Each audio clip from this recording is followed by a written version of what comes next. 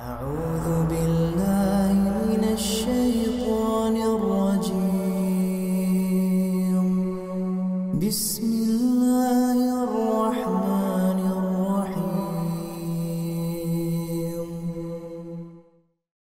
إن الحمد لله نحمده ونستعينه ونستغفره ونعوذ بالله من شرور أنفسنا ومن سيئات أعمالنا من يهده الله فلا مضل له ومن يضلل فلا هادي له وأشهد أن لا إله إلا الله وحده لا شريك له وأشهد أن محمدا عبده ورسوله لا نبي ولا رسول بعده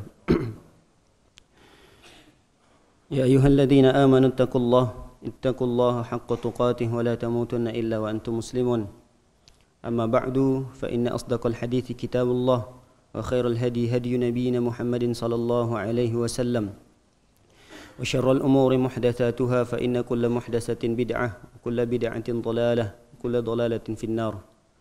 Ma'asyiral muslimin wal muslimat, semoga kita senantiasa dirahmati dan diberkahi oleh Allah Subhanahu wa taala. Insyaallah pada subuh yang berbahagia ini, yang penuh dengan keberkahan ini, kita akan melanjutkan kajian rutin kita di mana kita telah sampai pada pembahasan tentang sahabat Rasulullah sallallahu alaihi wasallam yang mulia. Beliau adalah Az-Zubair bin Al-Awwam.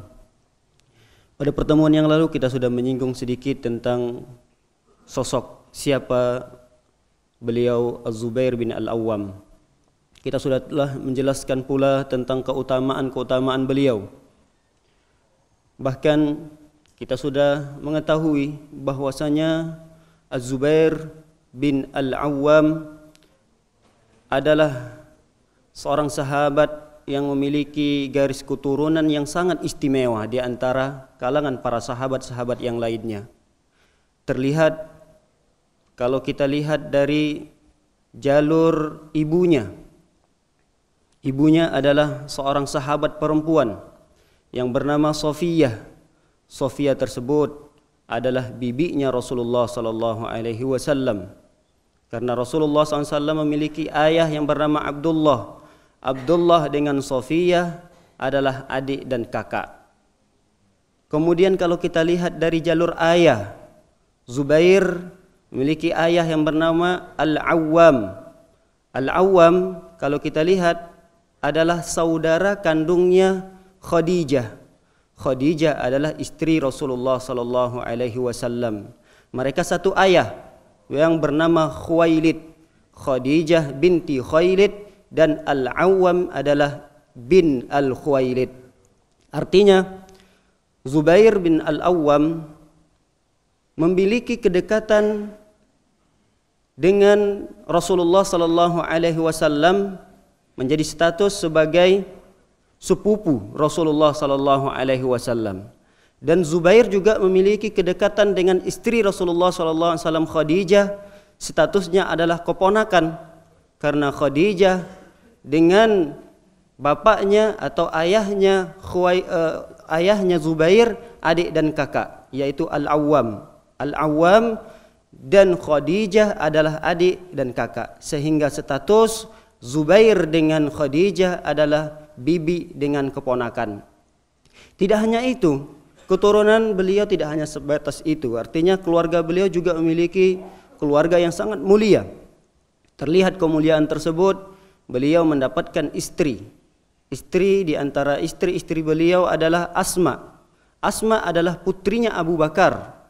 Dan keislaman Zubair ini ketika kita pelajari pada pertemuan yang lalu tidak terlepas dari wasilah mertuanya sendiri, yaitu Abu Bakar radhiyallahu taala anhu. Abu Bakar memiliki jasa besar, sehingga ketika Zubair bin Al-Awwam beranjak dewasa, sehingga Abu Bakar tidak menyia-nyiakan begitu saja. Ketika Zubair dewasa, Abu Bakar pun menikahkan putrinya yang bernama Asma, sehingga lahirlah dari pernikahan tersebut seorang sahabat yang mulia yang bernama Abdullah bin Zubair. Kata para ulama, keturunan ini hampir jarang didapati di kalangan para sahabat, adanya 4 keturunan yang mereka menjadi sahabatnya Rasulullah sallallahu alaihi wasallam. Ini adalah keturunan yang sangat jarang didapati di antara para sahabat. Adanya 4 tingkatan keturunan, tapi keempat tingkatan tersebut menemui Rasulullah sallallahu alaihi wasallam dan beriman kepada Nabi Muhammad sallallahu alaihi wasallam. Kita lihat Abdullah bin Zubair. Abdullah adalah seorang sahabat yang mulia, seorang sahabat yang junior. Bahkan beliau ini tidak hanya junior, akan tetapi beliau juga termasuk sahabat yang mendapatkan ranking terbanyak di dalam meriwayatkan hadis Rasulullah sallallahu alaihi wasallam. Ayahnya bernama Zubair. Zubair juga seorang sahabat Rasulullah sallallahu alaihi wasallam. Kemudian beliau memiliki nenek yang bernama Sofia. Ini kalau dari segi bapaknya. Kalau kita lihat dari segi ibunya, Zubair, dari segi ibunya Abdullah, putra daripada Zubair, Abdullah bin Zubair. Abdullah adalah seorang sahabat. Kemudian ibunya Asma, seorang sahabat perempuan.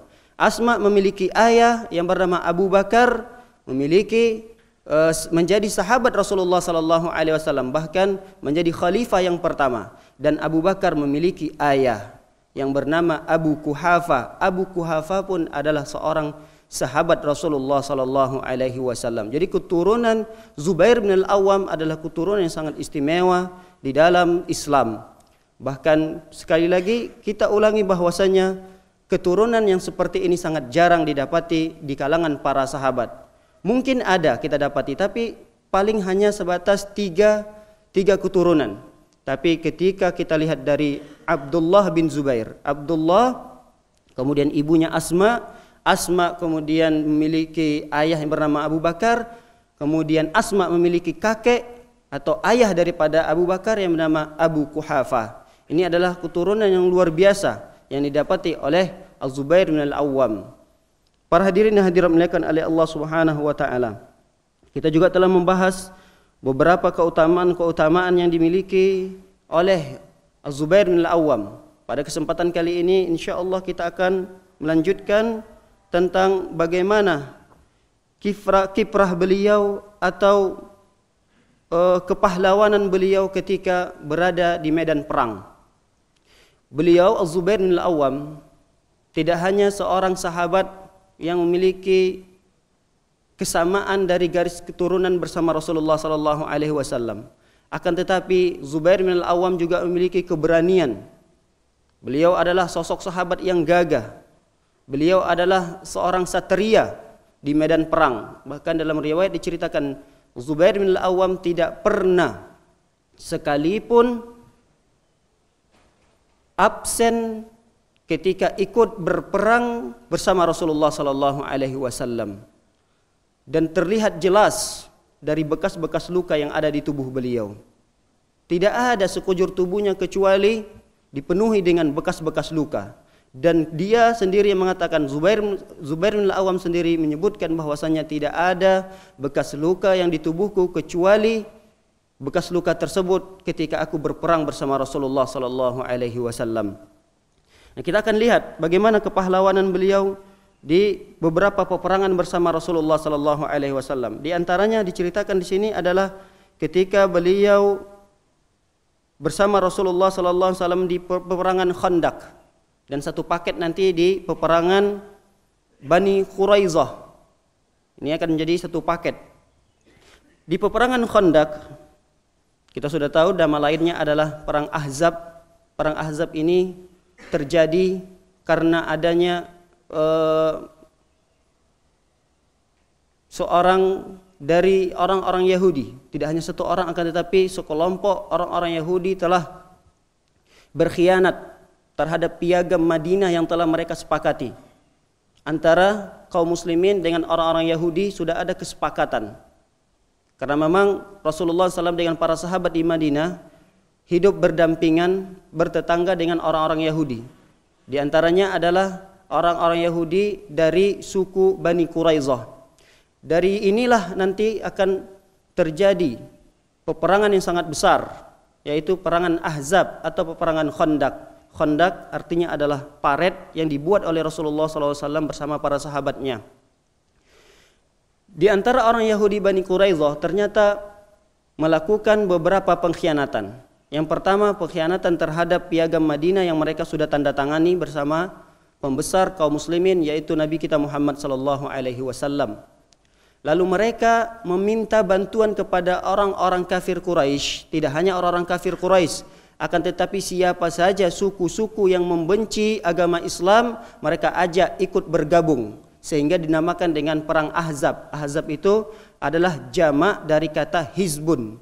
Hizbun itu adalah kelompok-kelompok, jamaknya Ahzab, menjadi beberapa kelompok. Jadi Ahzab jamak dari kata Hizb. Hizb adalah partai atau kelompok, jamaknya Al-Ahzab, sehingga dikatakan perang ini adalah perang Ahzab. Perang di mana kaum kafir berkoalisi, berkelompok-kelompok untuk mengepung kaum muslimin. Berapa jumlah mereka orang-orang kafir? Dijelaskan dalam riwayat jumlahnya sebanyak 10.000 orang. Kaum muslimin ketika itu hanya berjumlah 3.000 orang. Jadi jumlah musuh ada 10.000 di peperangan tersebut, jumlah kaum muslimin hanya 3.000. Dan itu dikepung oleh orang-orang kafir. Pengepungan itu tidak hanya dari arah utara kota Madinah, karena Rasulullah SAW mendapati dari wahyu Allah Subhanahu Wa Taala bahwa ada dari suku Bani Quraidah telah menyelisihi apa yang telah mereka sepakati. Akhirnya Rasulullah SAW mengumpulkan para sahabat. Wahai para sahabat, beberapa bulan ke depan kita akan diserang oleh beberapa kelompok musuh yang membenci agama Islam. Kira-kira apa yang harus kita lakukan? Karena penyerangan ini bukan penyerangan biasa, bukan hanya satu kelompok yang menyerang kita, akan tetapi beberapa kelompok yang mereka berkoalisi untuk menyerang kita. Di antara para sahabat tidak memiliki ide, kecuali seorang sahabat yang bernama Salman Al-Farisi. Salman Al-Farisi mengatakan, ya Rasulullah, dulu ketika kami diserang oleh beberapa kelompok seperti ini, kami melakukan diantaranya adalah menggali sebuah paret. Dan kata para ulama, ini adalah strategi perang yang pertama sekali dilakukan oleh orang-orang Arab. Bahkan peperangan Ahzab tersebut, orang-orang kafir tidak tergambarkan apa yang akan dilakukan, strategi apa yang akan dilakukan oleh Rasulullah manakala diserang oleh 10.000 musuh. Orang Arab tidak akan terpikirkan dengan cara ini Rasulullah SAW menghadapinya, yaitu dengan membuat paret menjadi penghalang antara barisan kaum muslimin dengan barisan musuh. Akhirnya ketika itu Rasulullah SAW merasa tidak aman, dan ketidakamanan itu bukan hanya Rasulullah SAW khawatirkan pada diri para sahabat yang menghadapi musuh, akan tetapi kepada rakyat-rakyatnya yang dari kalangan perempuan yang mereka tinggalkan di jantung kota Madinah. Karena yang akan pergi berperang untuk berbaris di Khandaq tersebut atau di paret tersebut adalah pejuang-pejuang dari sahabat laki-laki. Kemudian dari pejuang-pejuang sahabat perempuan mereka tidak ikut. Sebahagian besar mereka berada di jantung kota Madinah, yaitu di Masjid Nabawi. Dan mereka pun merasa khawatir karena dikepung oleh orang-orang Yahudi dari Bani Quraidah, karena sekelompok atau komunitas orang-orang Yahudi berada di selatan Madinah. Jadi di utara dikepung, di selatan juga dikepung oleh orang-orang Yahudi dari Bani Quraidah. Kemudian dari timur dan baratnya Madinah itu dikepit oleh gunung yang begitu besar, diapit oleh gunung yang begitu besar, sehingga tidak mungkin musuh akan masuk melalui timur dan barat kota Madinah, karena mereka harus bersusah payah untuk mendaki gunung yang begitu besar dan tinggi, barulah mereka bisa masuk ke kota Madinah. Akhirnya satu-satu jalan yang mereka harus lewati adalah jalan di mana Rasulullah SAW membuat Khandaq tersebut. Lihat, sebelum terjadinya Khandaq, Zubair bin Al-Awwam biasa sebelum terjadinya peperangan ada utusan untuk beradu duel menunjukkan siapa di antara dua pasukan ini yang lebih kuat. Dan ini biasa terjadi di peperangan. Kaum muslimin biasanya mengirimkan siapa utusannya. Orang kafir akan mengirimkan siapa jagoannya. Lalu di antaranya yang dikirimkan oleh Rasulullah SAW untuk beradu duel 1 lawan 1 adalah Zubair bin Al-Awwam. Ketika itu diceritakan di dalam peperangan Khandaq tersebut, Az-Zubair wa qatala fiha Naufal bin Abdullah bin Al-Mughirah. Zubair membunuh orang kafir yang bernama Naufal bin Abdullah bin Al-Mughirah Al-Makhzumi. Yaqulu ibnu fadarabahu fashaqqahu bisnaini hatta falla fi sayfihi. Bahkan Ibnu Ishaq berkata, Naufal adalah utusan dari orang kafir, sempat dipukul oleh Zubair dengan pedangnya sehingga tubuhnya menjadi terbelah dua. Ini bisa kita bayangkan seperti apa tenaga. Ini tenaganya yang kuat atau pedangnya yang tajam, atau dua-duanya, pedangnya tajam dan tenaganya kuat. Sampai-sampai diceritakan dalam riwayat Ibnu Ishaq mengatakan fadarabahu fashaqqa bisnaini. Dia pukul dengan satu kali pukulan, maka terbelahlah menjadi dua. Hatta falla fi sayfihi. Pedang yang dipegang oleh Naufal tersebut terjatuh, terpelanting jauh akibat dari pukulan seorang sahabat yang bernama Zubair bin Al-Awwam. Nah, para hadirin dan hadirat muliakan oleh Allah Subhanahu wa taala.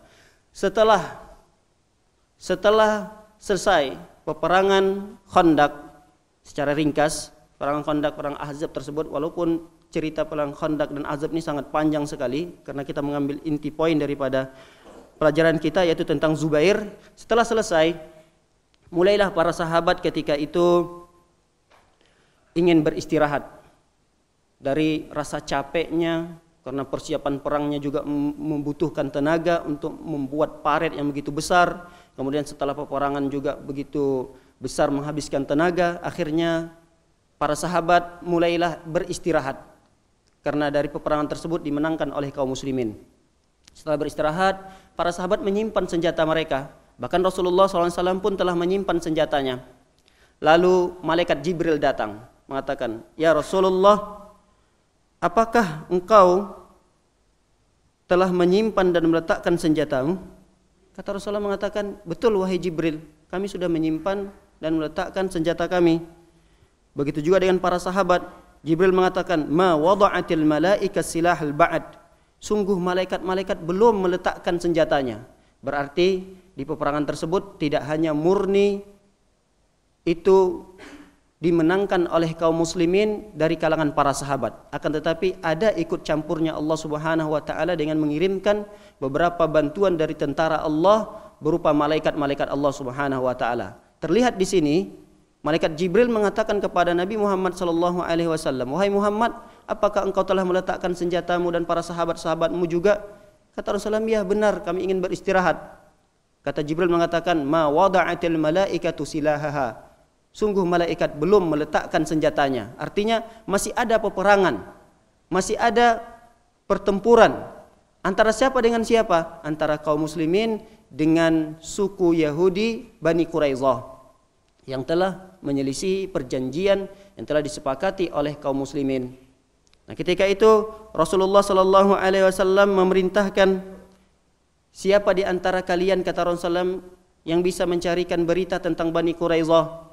Dalam sebuah hadis yang sahih jelaskan di sini Rasulullah sallallahu alaihi wasallam ketika berkumpul dengan para sahabat, "Manir rajul ya'tina bi khabari Bani Quraidah?" Siapa di antara kalian wahai para sahabat yang bisa mendatangkan kepada kami berita, kabar tentang Bani Quraidah? Bani Quraidah adalah salah satu suku dari orang-orang Yahudi. Ketika itu tidak ada yang berdiri kecuali Zubair bin Al-Awwam berdiri. "Ana ya Rasulullah." Saya ya Rasulullah yang akan membawakan berita tentang Bani Quraidah. Dan ini sungguh nyawa taruhannya. Kemudian Rasulullah SAW beralih kepada arah yang lain. Artinya ingin memberikan kesempatan kepada yang lain. Kata Rasulullah SAW, "Manir rajul ya'tina bi khabari Bani Quraidah?" Ditawarkan lagi Rasulullah SAW, "Siapa di antara kalian yang bisa membawakan atau memata-matai tentang sukunya Bani Quraidah?" Tidak ada yang berdiri dan sekali lagi berdiri Zubair bin Al-Awwam. Saya ya Rasulullah. Rasulullah akhirnya berpindah lagi arah, bertanya, siapa di antara kalian yang ingin membawakan aku tentang beritanya Bani Quraidah? Tidak ada yang berdiri. Kemudian berdiri lagi Zubair, saya ya Rasulullah. Lalu keluarlah kalimat yang sangat bagus dari diri Rasulullah sallallahu alaihi wasallam. Dan ini termasuk kata para ulama keutamaan yang dimiliki oleh Zubair. Kata Rasulullah sallam, likulli nabiyyin hawariyun wal Zubair hawariya wa ibnu ammati. Kata Rasulullah sallam, setiap para nabi itu ada hawarinya. Setiap para nabi ada hawarinya. Dan Zubair adalah hawariku dan putra dari bibiku. Hawari kata para ulama adalah al-qarib, orang terdekat. Hawari adalah kata para ulama nasir, al-muayyid, yaitu yang senantiasa menolong dan menguatkan setiap apa saja ide-ide yang dimiliki oleh Rasulullah sallallahu alaihi wasallam. Jadi betul-betul menolong Rasulullah total 100% seluruh nyawa hartanya dia peruntukkan untuk Rasulullah sallallahu alaihi wasallam. Itulah yang dimaksud dengan al-hawari. Tidak hanya kedekatan. Banyak orang yang mungkin dekat dengan beberapa rasul, tapi ada sahabat yang kedekatannya lebih daripada itu, sehingga disebut dengan gelarnya al-hawari. Kedekatannya tidak hanya sekedar dekat saja, akan tetapi kedekatannya betul-betul memperjuangkan segala sesuatunya. Maka dia disebut dengan al-hawari. Sampai-sampai Rasulullah SAW mengatakan setiap nabi memiliki al-hawari dan Zubair adalah hawariku. Sebagaimana kita ketahui Nabi Isa juga memiliki hawari dan diabadikan oleh Allah Subhanahu wa taala dalam Al-Qur'an. Allah SWT berfirman, ya ayyuhalladzina amanu kunu ansarallah. Wahai orang-orang yang beriman, jadilah kalian penolong-penolong Allah. Jadi Rasulullah SAW pernah juga mengatakan kepada para sahabat-sahabatnya, ya ayyuhalladzina amanu kunu ansarallah. Wahai orang-orang yang beriman, jadilah kalian penolong-penolong Allah. Kama qala Isa bin Maryam lil hawariyin, man ansari ilallah. Sebagaimana Isa putranya Maryam pernah berkata kepada hawarinya. Hawari adalah berarti penolong-penolong yang akan menegakkan agama Allah Subhanahu wa taala. Berarti hawari di sini kata para ulama adalah penolong-penolong yang totalitas untuk menegakkan dan menyebarkan agama Allah Subhanahu wa taala, membantu Nabi kita Muhammad sallallahu alaihi wasallam. Ketika itu pergilah Zubair bin Al-Awwam. Setelah pergi di sana, akhirnya Rasulullah sallallahu alaihi wasallam mendapatkan beberapa berita tentang Bani Quraidah. Lalu ketika malaikat Jibril pun datang meminta Rasulullah sallallahu alaihi wasallam dan para sahabat untuk segera pergi menyerang orang-orang Yahudi dari suku Bani Quraidah secepatnya. Akhirnya Rasulullah SAW memerintahkan beberapa para sahabat. Dalam riwayat diceritakan hampir 3.000 pasukan yang diutus oleh Rasulullah SAW, dan itu dikomandoi oleh Az-Zubair bin Al-Awwam dan Abu Bakar As-Siddiq berdua. Zubair dan Abu Bakar, yaitu mertua dengan menantunya, menantu dan mertuanya, pergi menghadap untuk menghancurkan benteng yang sangat kuat yang dimiliki oleh Bani Quraidah. Para hadirin dan hadirat muliakan oleh Allah Subhanahu wa taala. Keluarlah dari lisan Rasulullah sallallahu alaihi wasallam sabda Rasulullah sallallahu alaihi wasallam yang inilah kata para ulama awal daripada munculnya khilaf di antara para ulama. Kata Rasulullah, man kana sami'an muti'an fala yusalliyanna ahadukumul asra illa fi Bani Quraidah. Kata Rasulullah, wahai para sahabat-sahabatku, janganlah kalian salat asar kecuali ketika kalian sampai di Bani Quraidah. Berarti tidak terlalu jauh dari kota Madinah ke suku Bani Quraidah ini, tempat pemukiman komunitas orang-orang Yahudi Bani Quraidah, tidak terlalu jauh. Ketika itu kata para ulama, Rasulullah SAW baru selesai salat zuhur. Setelah salat zuhur, Rasulullah SAW salam, kemudian berkata kepada para sahabatnya, wahai para sahabat-sahabatku, jika kalian benar-benar mendengarkan dan menaatiku, maka fala yusalliyanna ahadukum al-asra illa fi Bani Quraidah. Janganlah salah seorang di antara kalian salat asar kecuali ketika kalian sampai di pemukiman Bani Quraidah. Nah, nanti di satu hadis ini terjadilah khilaf di antara para ulama. Ulama dari kalangan para sahabat, bukan ulama dari kalangan orang-orang biasa, tapi ulama dari kalangan para sahabat. Mereka pun terjadi khilaf. Awal terjadinya khilaf di dalam Islam adalah di antaranya hadis ini. Terlihat apa? Terlihat di antara sebagian para sahabat ada yang salat asar di pertengahan jalan. Padahal Rasulullah SAW perintahkan mereka untuk salat asar kecuali setelah sampai di Bani Quraidah. Ada di antara para sahabat yang mereka betul-betul mendengarkan dan taat kepada sabda Rasulullah SAW, dan mereka tidak salat asar kecuali ketika mereka sampai di Bani Quraidah. Dan mereka sampai di Bani Quraidah, kata para ulama, telah masuk waktu maghrib dan isya. Barulah mereka salat di sana. Di antara para sahabat mengatakan, wahai kalian para sahabat, kenapa kalian salat di jalan? Bukankah Rasulullah SAW memerintahkan kita untuk salat asar kecuali di Bani Quraidah? Kata para sahabat yang salat di tengah jalan, wahai para sahabat, kami memaknai daripada hadis Rasulullah SAW tersebut adalah agar kita bersegera untuk menuju Bani Quraidah. Bukan artinya harus bagi kita untuk salat asar di sana. Artinya Rasulullah berkeinginan kita itu bersegera, jangan sampai mampir-mampir lagi supaya bisa dapat salat asar di sana. Kalau kita nanti sampai di sana akhirnya salat asar atau waktu asar keluar tidak kita dapati lagi, bagaimana mungkin kita bisa melakukan salat asar di luar waktunya? Nah, sebagian kelompok sahabat yang lainnya mengerjakan salat asar di luar waktu, akan tetapi benar pekerjaan mereka atas perintah Rasulullah SAW ketika sampai di Bani Quraidah. Dan ini, masalah ini banyak sekali kita temui dalam bab-bab fikih. Contohnya, jadi satu hadisnya seperti ini, hadisnya satu, tapi para ulama-ulama memahami hadis itu menjadi beberapa pendapat. Seperti masalah-masalah fikih, diantaranya dijelaskan oleh para ulama, mana yang lebih dulu jatuh, lututnya dulu atau tangannya. Ini terjadi khilaf, padahal hadisnya satu, hadisnya sama, tapi hadis yang sama bisa mengeluarkan sumber hukum yang dua, yaitu ada yang mengatakan lutut dulu, ada yang mengatakan tangan dulu. Di antara contohnya lagi adalah ketika kita selesai dari ruku, tangan kita letaknya di mana? Apakah bersedekap atau kita julurkan ke bawah? Nah, hadisnya satu, hadisnya sama, akan tetapi para ulama memaknai hadis tersebut, ada yang mengatakan tangannya harus setelah ruku tetap begini bersedekap, ada yang mengatakan biasa saja, turunkan saja tangannya. Hadis yang satu tapi mengeluarkan sumber hukum yang berbeda.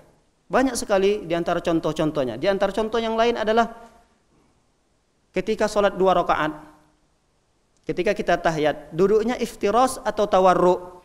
Ini juga satu dalilnya. Akan tetapi ketika para ulama memahami satu hadis itu mengeluarkan hukum yang berbeda.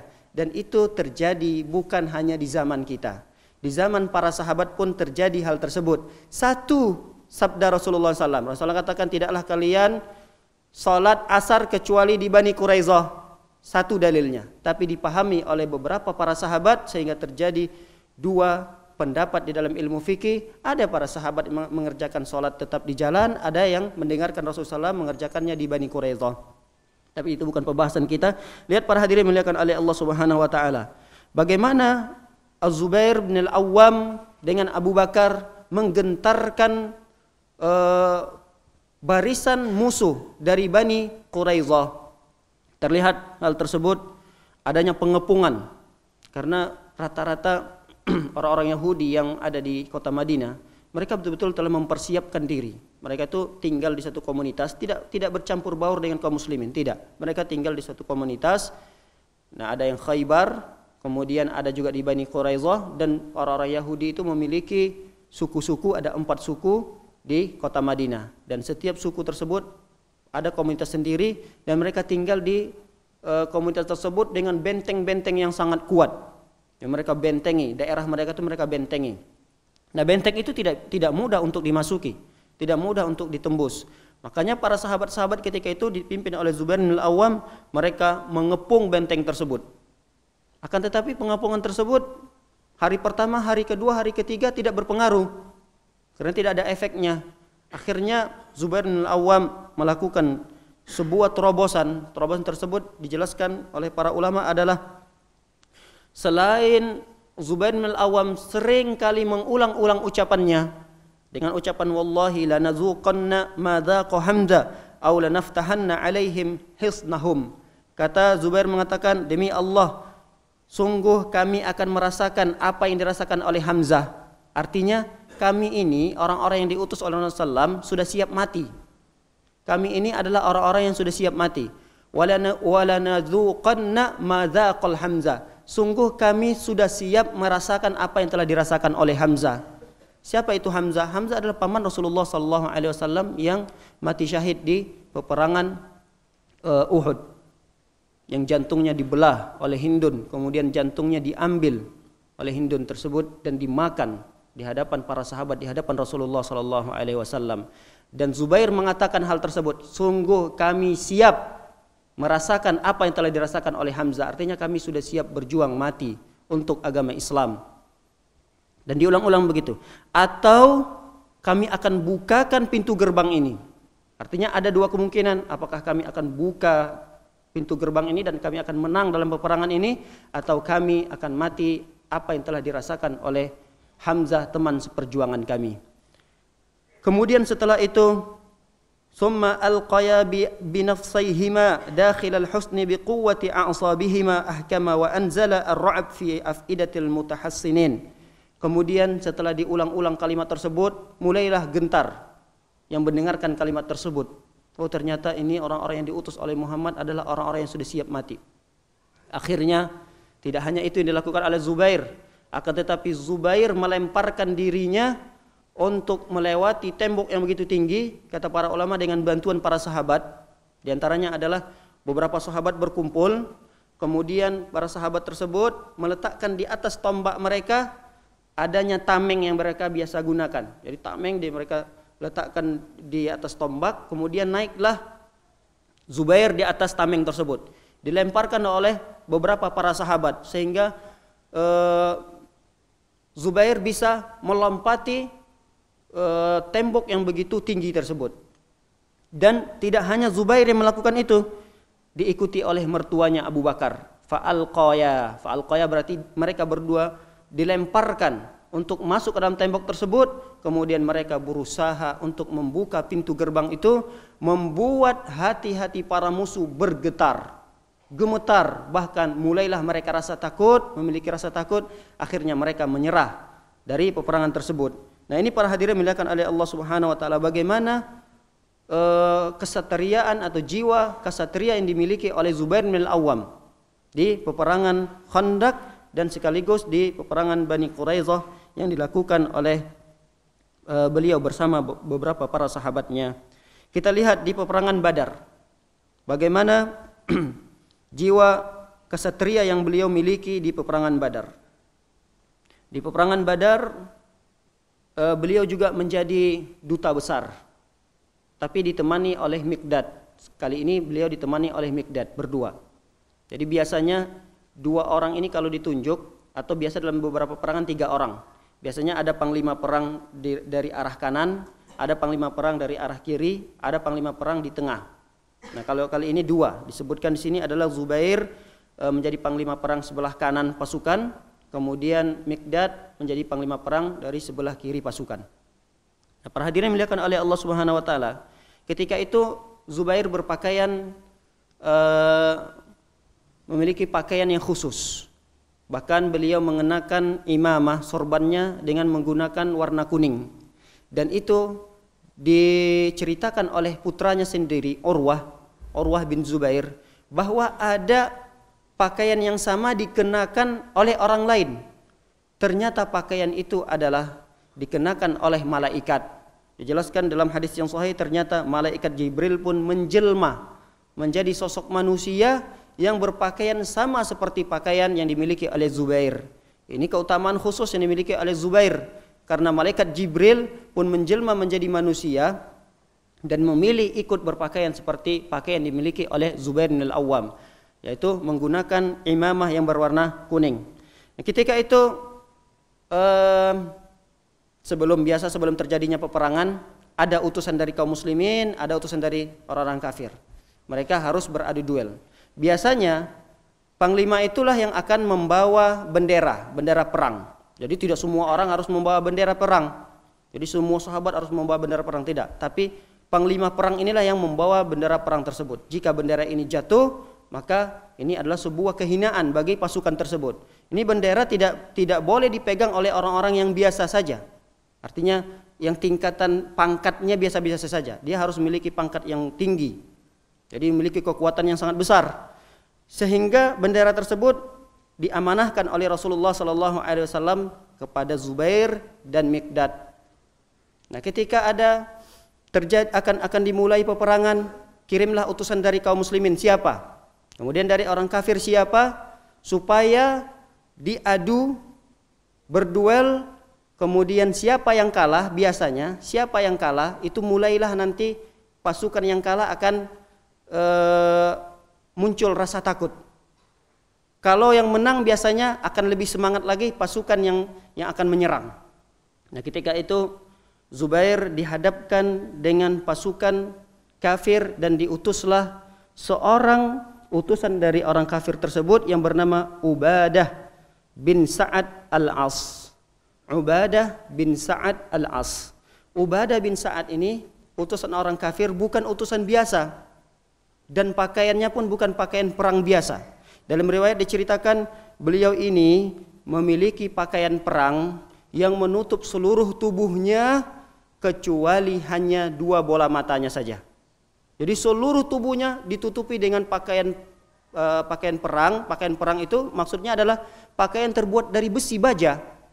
Jadi dari atas sampai kaki itu semua dipenuhi dengan besi.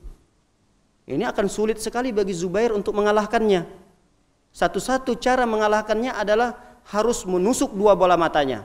Dan itu sangat sulit untuk dilakukan oleh Zubair. Ketika dipukul badannya tidak mengapa, dipukul tangannya tidak terasa apa-apa, dipukul kepalanya juga tidak pengaruh. Akhirnya apa yang dilakukan oleh Zubair? Zubair banting orang tersebut. Setelah dibanting oleh Zubair, kemudian ditusuk bola matanya oleh Zubair bin Al-Awwam. Matilah Ubadah bin Amr bin Sa'ad Al-As tersebut dengan tusukan 2 bola mata yang dilakukan oleh Zubair bin Al-Awwam. Dan itu dilakukan oleh Zubair. Kenapa? Karena Zubair adalah duta besar yang ditunjuk oleh Rasulullah SAW yang akan mewakili kaum muslimin. Jika yang kalah adalah dari kalangan kaum muslimin, ini akan membuat gentar pasukan-pasukan kaum muslimin. Tapi kalau menang, ini akan menjadikan semangat tersendiri pada diri kaum muslimin karena diwakili oleh Zubair bin Al-Awwam. Nah, para hadirin yang dimuliakan oleh Allah Subhanahu wa taala, Al-Imam Bukhari menjelaskan di dalam peperangan tersebut, peperangan yang terjadi di peperangan Badar ini, Zubair bin Al-Awwam mendapatkan luka yang sangat berat di peperangan tersebut. Ada 2 luka besar. Banyak luka, tapi 2 luka besar yang disebutkan oleh Imam Bukhari melalui riwayat anaknya sendiri yang bernama Urwah. Katakan bahwasanya Urwah mengatakan, aku mendapati 2 luka besar di pundaknya ayahku sendiri.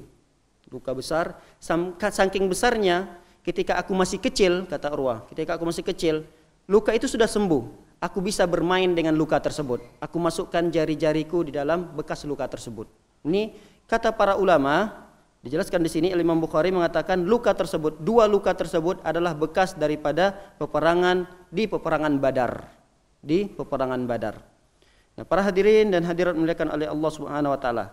Kita lihat bagaimana sosok beliau memiliki jiwa kasatria di peperangan Uhud. Di peperangan Uhud juga beliau tidak absen, artinya juga menunjukkan keberaniannya, superhero-nya di peperangan tersebut. Ini superhero yang kita maksud adalah yang ada di dunia nyata, bukan di perfilman yang biasa ditayang-tayangkan. Itu hanya hal yang seolah-olah benar, akan tapi sungguh kedustaan isi dari awal sampai akhirnya. Tapi yang kita kisahkan di sini adalah superhero yang berada betul-betul sungguh-sungguh yang ada di dunia nyata. Beliaulah Al-Zubair bin Al-Awwam. Lihat di peperangan Uhud. Di peperangan Uhud ada juga satu orang musuh yang sulit untuk dikalahkan. Seperti biasanya Terus di dalam peperangan ada beberapa utusan. Biasanya tidak hanya satu utusan. Biasanya kalau udah menang satu utusan akan dikirim utusan yang lain dengan orang yang berbeda. Nah, termasuk yang dikirimkan di peperangan Uhud ini sekali lagi adalah Zubair bin Al-Awwam. Ketika itu memang Zubair bin Al-Awwam bukan orang yang sengaja ditunjuk, akan tetapi tergerak hatinya untuk betul-betul melawan orang tersebut. Siapa dia? Kali ini adalah Talha bin Abi Talha Al-Abdari.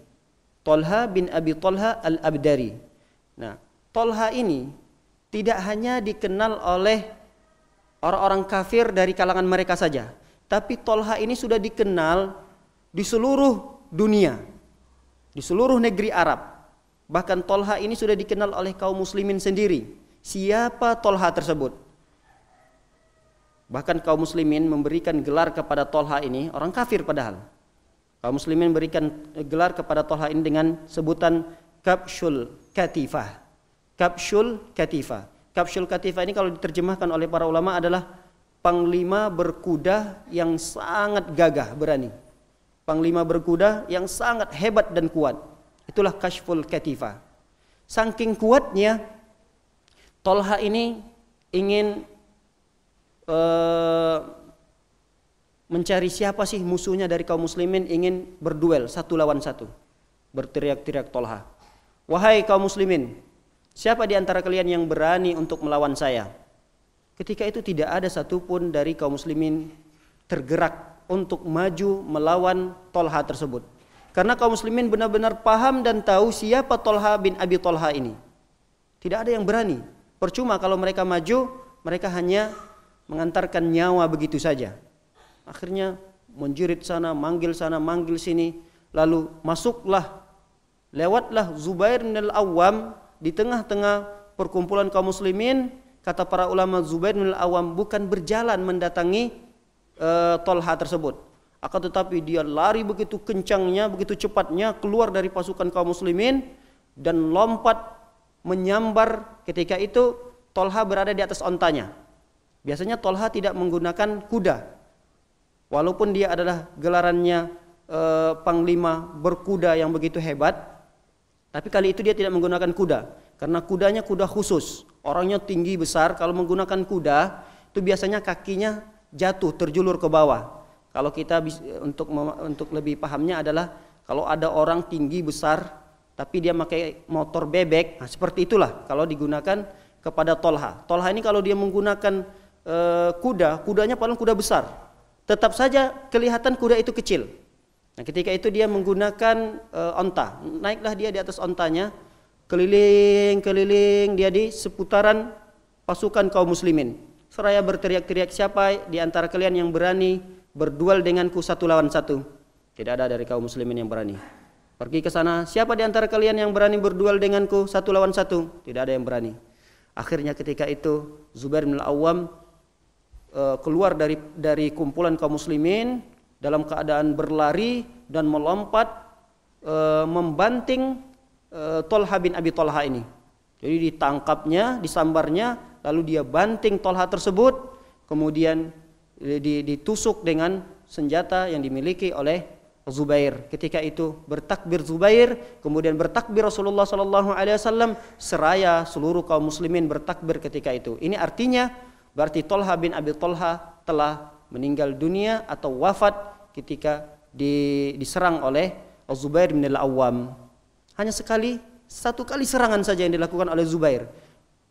Diserang oleh Zubair dengan lari begitu cepat, kemudian dia sambar, dia banting ke bawah. Setelah dibanting, ditusuk dengan senjata yang dimiliki oleh Zubair bin Al-Awwam. Mati ketika itu, hanya sebentar saja.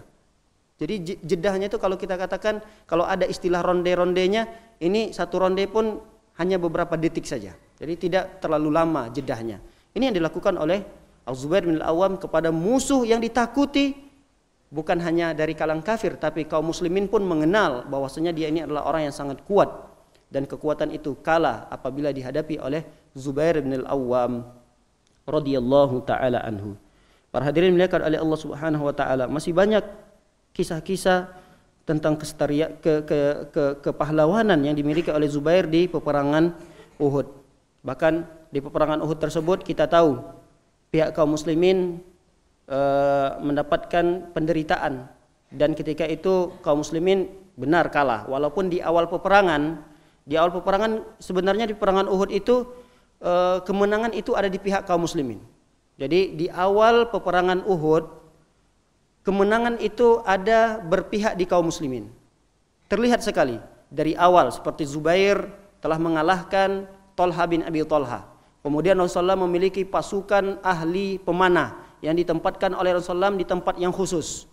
Dan Rasulullah mengatakan, berpesan kepada pasukan pemanah tersebut, jangan kalian turun pada tempat kalian apapun kondisinya. Artinya apapun kondisinya, walaupun kondisinya sudah terlihat menang ataupun kalah. Nah, terlihatlah seolah-olah memang di peperangan awal itu menang kaum muslimin. Dipukul mundur pasukan musuh. Musuh sudah mundur, sudah pergi. Nah, pasukan-pasukan pemanah ini mengira bahwasanya mundur tersebut adalah lari dan tidak akan kembali lagi. Ternyata yang memimpin peperangan Uhud tersebut adalah Khalid bin Walid. Khalid bin Walid belum masuk Islam ketika itu. Khalid bin Walid juga sosok orang yang memiliki strategi perang yang sangat cerdas dan pintar. Kelihatan mundur, akan tetapi gunung Uhud itu diputari oleh Khalid bin Walid. Diputari dari arah yang berbeda menyerang kaum muslimin. Ketika itulah terjadi kekalahan besar pada diri kaum muslimin. Di saat itu diceritakan ada 70 sahabat yang gugur. Bahkan tidak hanya 70 sahabat, Rasulullah SAW pun menderita luka begitu besar. Hampir-hampir Rasulullah meninggal dunia ketika itu. Bahkan ada yang berteriak bahwasanya, Rasul Muhammad kalian sudah meninggal dunia. Ketika meninggal kalimat tersebut tersebar di kalangan kaum muslimin sudah mulai menyerah. Ada yang memegang senjata, senjatanya dilepaskan, artinya sudah menyerah karena Rasulullah SAW sudah meninggal dunia. Bagaimana, apa yang harus kita perjuangkan lagi? Untuk apa kita berperang? Akhirnya sudahlah para sahabat ketika itu menyerah.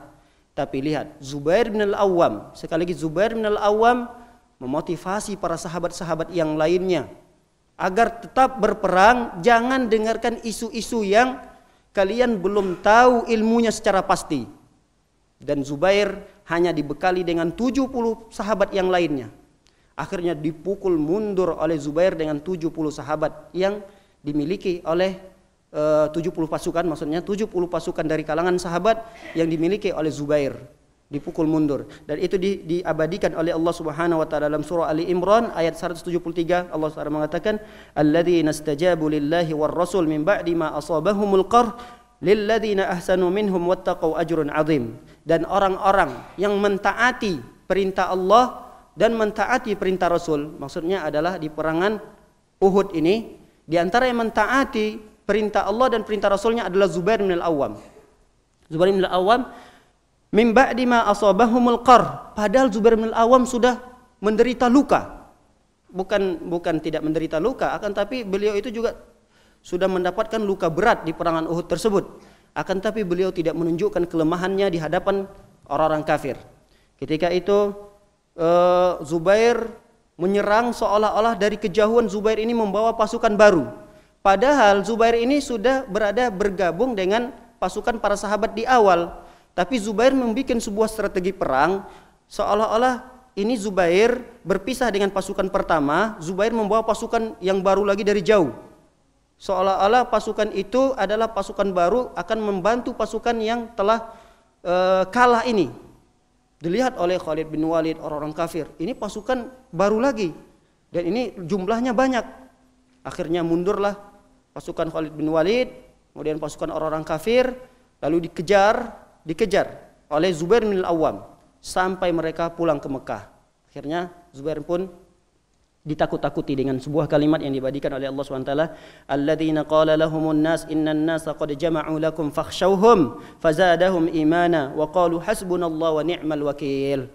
Kata ada orang yang berkata kepada Zubair, alladzina qala lahumun nas, wahai Zubair dan para tentara-tentara yang 70 orang yang dibawa oleh Zubair, wahai Zubair dan para pasukan, sesungguhnya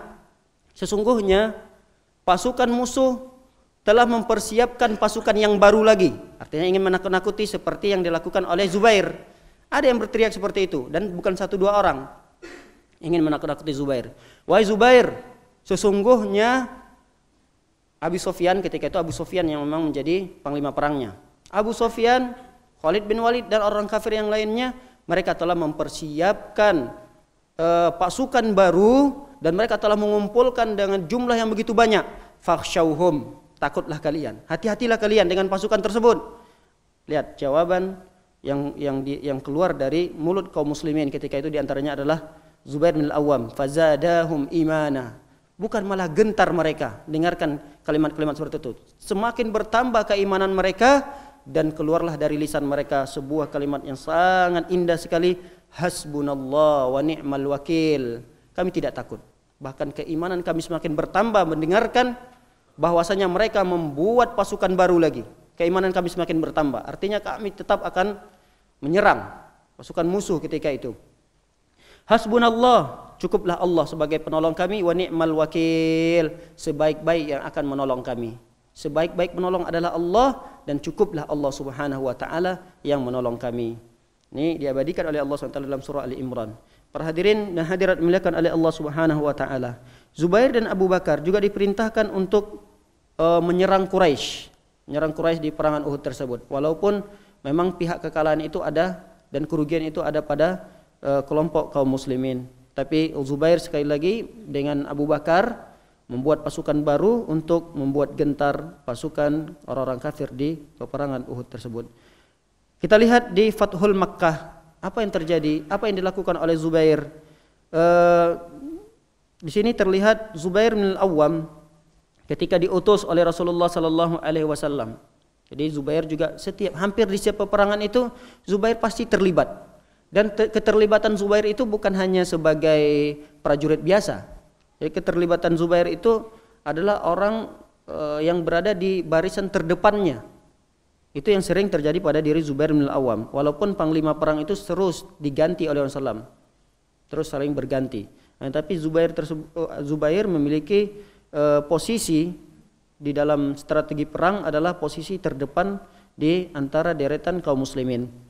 Terlihat di Fathul Makkah. Fathul Makkah, Zubair bin Al-Awwam diutus oleh Rasulullah SAW untuk mengejar seorang perempuan yang ingin membocorkan berita bahwasanya Rasulullah SAW akan menyerang orang-orang kafir Quraisy di Mekah. Disebut dengan Fathul Makkah, pembebasan kota Mekah.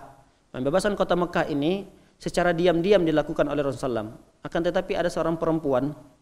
Seorang perempuan ini ingin menyampaikan berita tersebut bahwasanya Rasulullah SAW akan menyerang kota Mekah.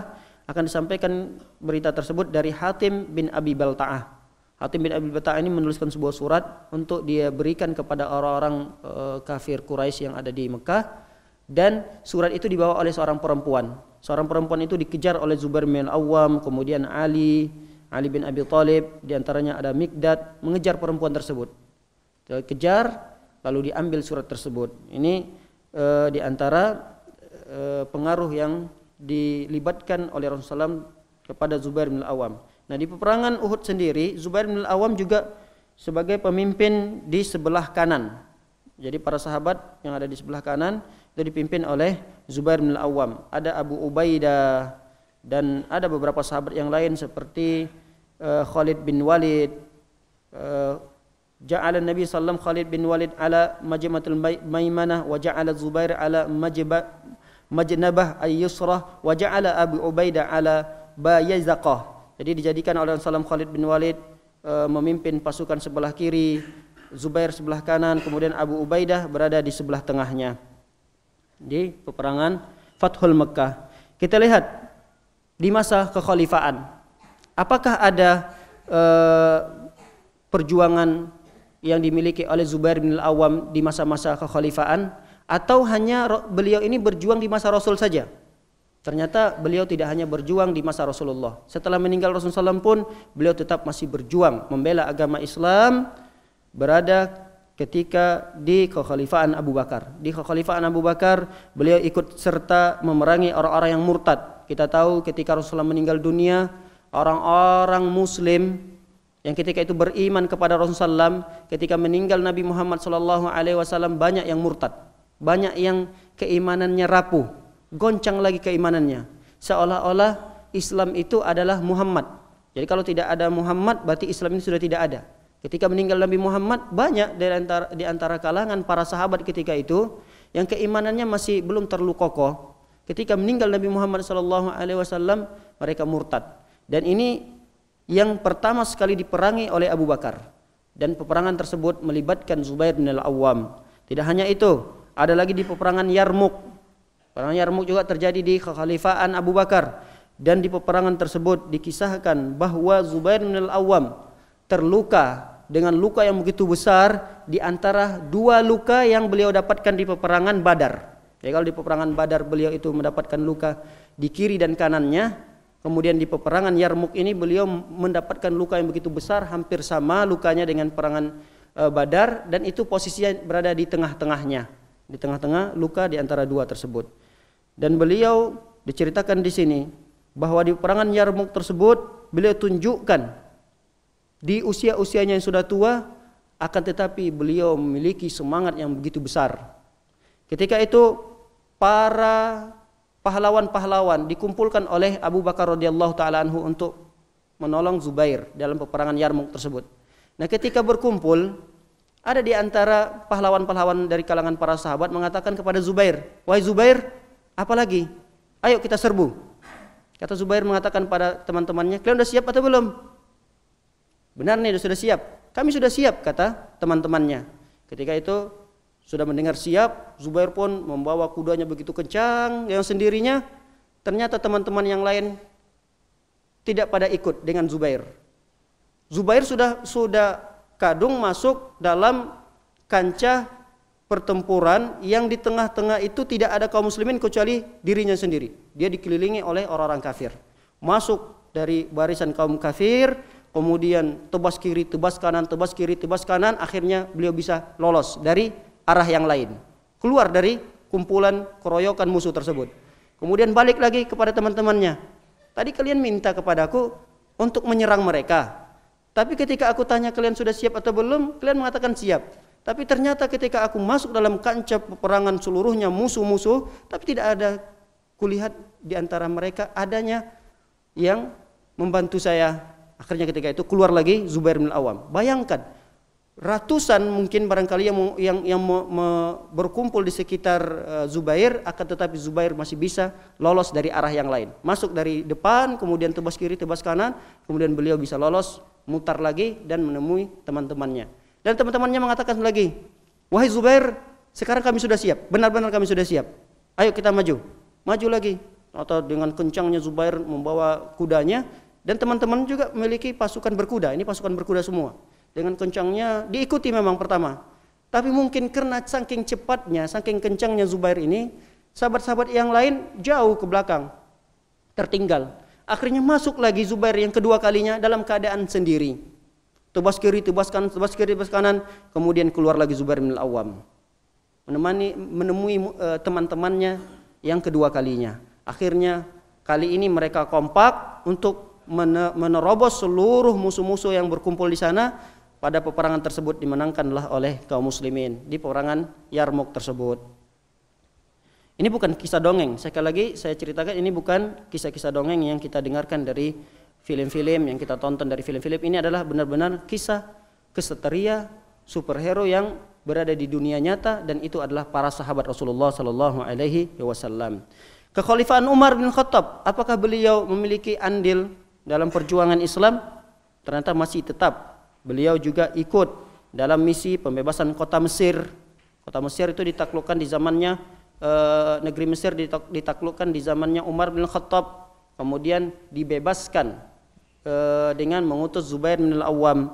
Dan secara ringkas adalah Zubair bin Al-Awwam juga diminta oleh utusan yang pertama sekali. Jadi Umar ini mengirimkan pasukan pertama yang dipimpin oleh Amr bin Al-As. Amr bin Al-As. Kemudian Amr bin Al-As menuliskan surat lagi kepada Umar, "Wahai Umar, kirimkan kami lagi bantuan pasukan, karena orang-orang Mesir juga memiliki kekuatan yang besar." Akhirnya akhirnya Umar bin Khattab pun mengirimkan pasukan yang besar jumlahnya, tapi dipimpin oleh Zubair bin Al-Awwam. Kemudian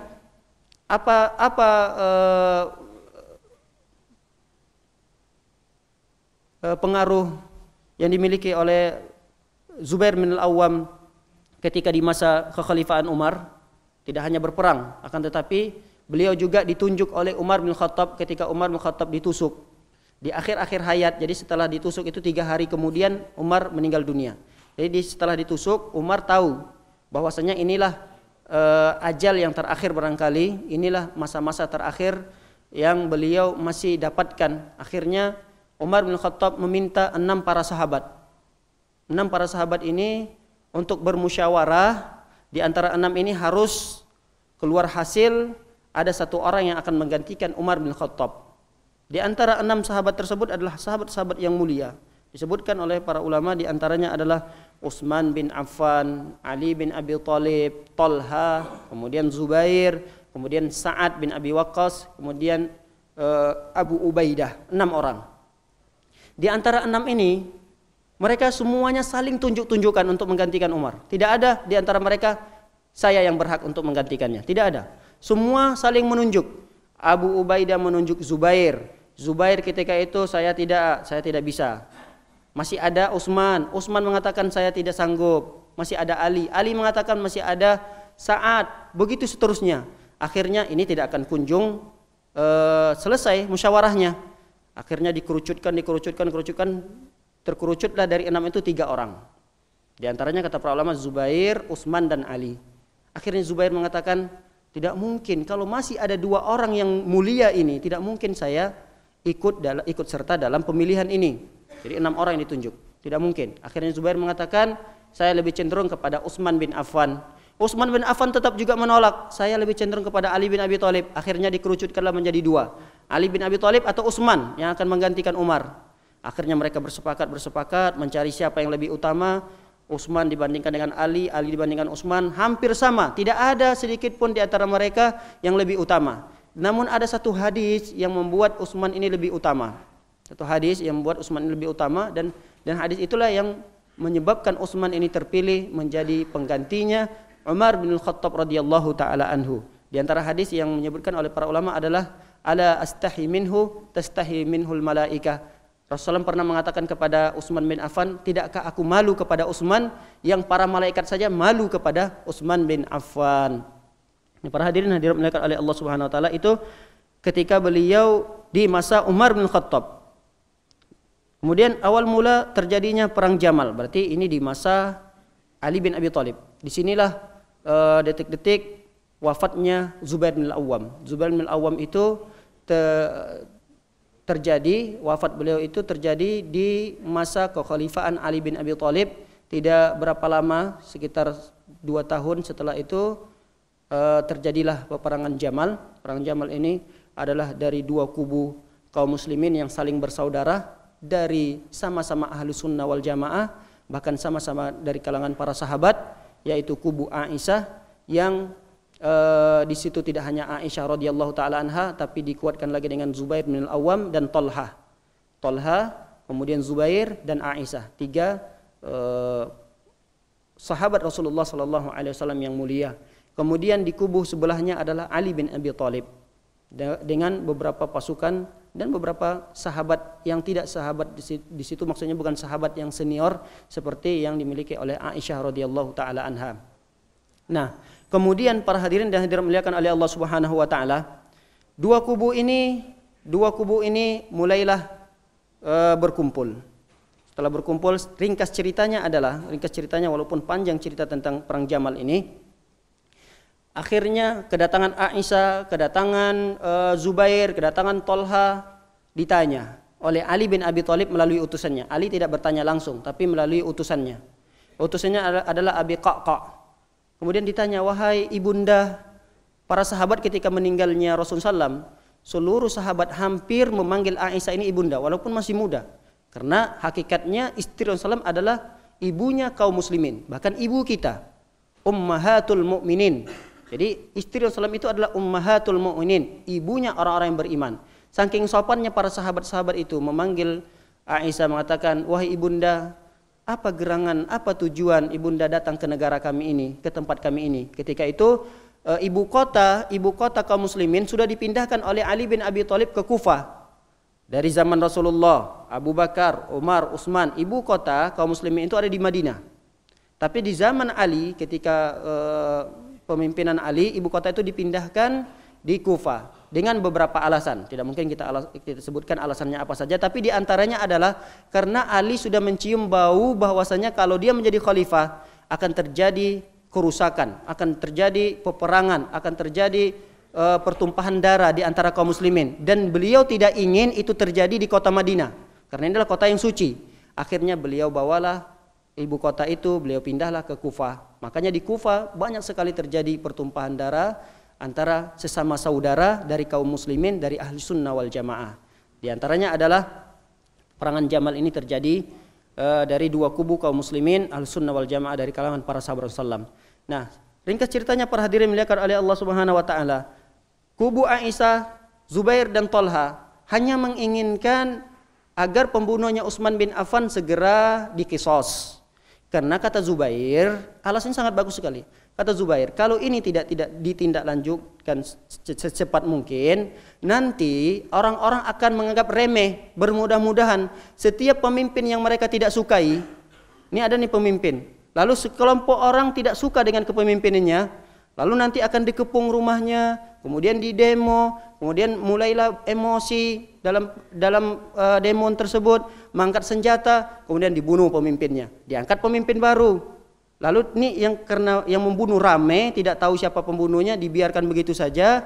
Lalu nanti diangkat pemimpin baru, ada sekelompok orang lagi yang tidak suka dengan pemimpinannya, lalu didemo lagi, dikepunglah rumahnya, kemudian dibunuh. Nah, hal itu tidak ingin terjadi, kata Zubair. Kami tidak inginkan terjadi setelah ini sudah terjadi pada diri Utsman bin Affan. Jadi tujuan Zubair bin Al-Awwam, Thalha dan Aisyah sangat bagus. Tapi Ali juga memiliki kebijakan.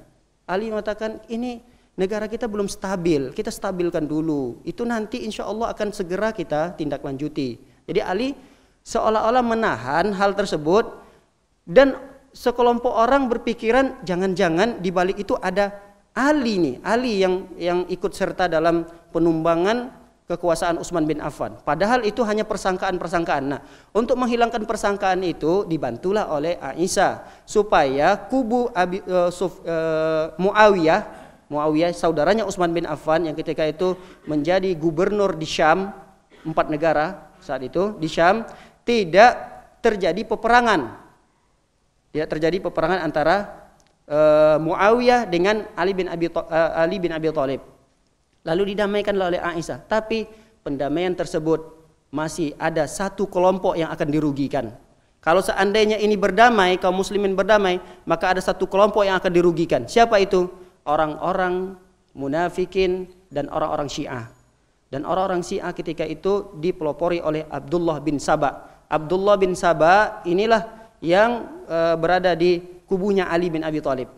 Dia sebagai seorang munafik, bahkan kata para ulama, awal mula keluarnya kelompok Syiah itu adalah dari Abdullah bin Saba. Kalau munafik adalah Abdullah bin Ubay bin Salul di zaman Rasulullah, sama namanya Abdullah bin Ubay bin Salul di zaman Rasulullah. Kalau di zaman Ali juga Abdullah, tapi dia adalah bin Saba dari Yaman.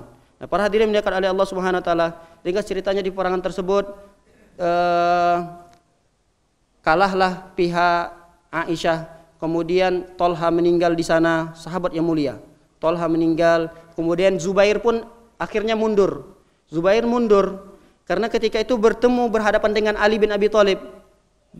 Ketika berhadapan dengan Ali bin Abi Thalib, tentu mereka kan bersaudara, sepupu. Ali adalah putranya Abi Thalib, kemudian Zubair adalah putranya Sofia. Sofia dengan Abi Thalib adalah adik dan kakak. Mereka ini sepupu. Kemudian ketika di peperangan tersebut bertemulah mereka berdua, sudah memegang senjata antara satu dengan yang lain. Ali berkata, "Wahai Zubair, tidakkah engkau pernah mendengar sabda Rasulullah sallallahu alaihi wasallam bahwasanya siapa yang akan membunuhku sungguh dia adalah orang yang zalim?" Ya benar, aku baru teringat hadis tersebut ketika aku berdiri di peperangan ini. Artinya beliau tidak ingat hadis tersebut kecuali ketika melihat Ali bin Abi Thalib menyampaikan hadis tersebut. Akhirnya dia mengurungkan untuk mengangkat senjatanya dan dia pergi ke Madinah. Ketika berjalan di Madinah, Ali pun tahu sebuah hadis dari Rasulullah. Kata Ali mengatakan, "Bashir qatila ibn Safiyah an-nar."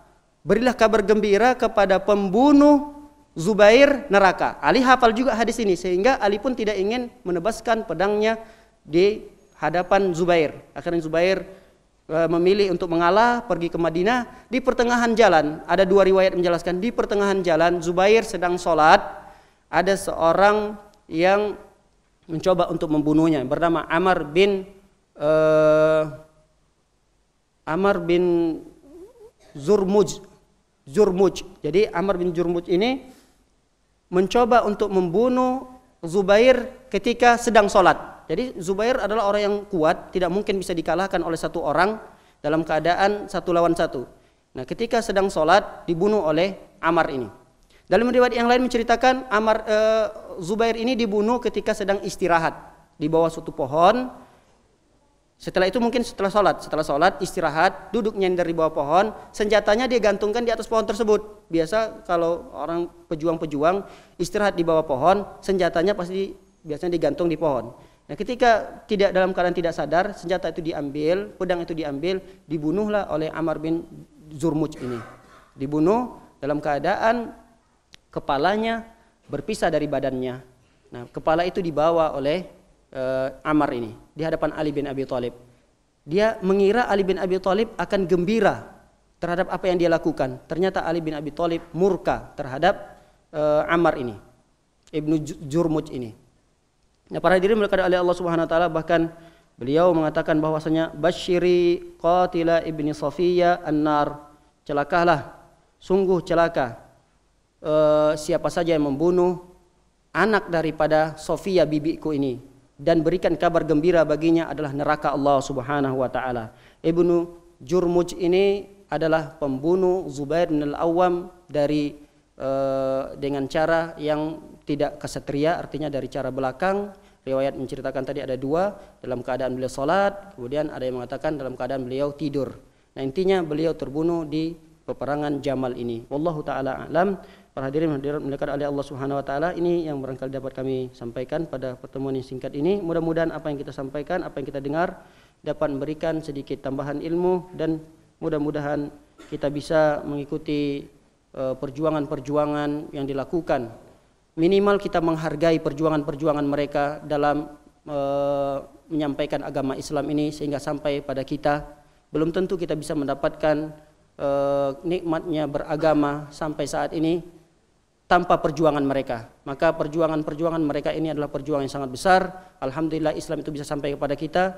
Maka kita syukuri, kita amalkan sunnah-sunnah yang mereka bawa, sunnah-sunnah yang mereka perjuangkan, kita amalkan. Kita hanya sekedar mengamalkan sunnah-sunnah Rasulullah, tidak perlu mengangkat senjata sebagaimana yang mereka lakukan.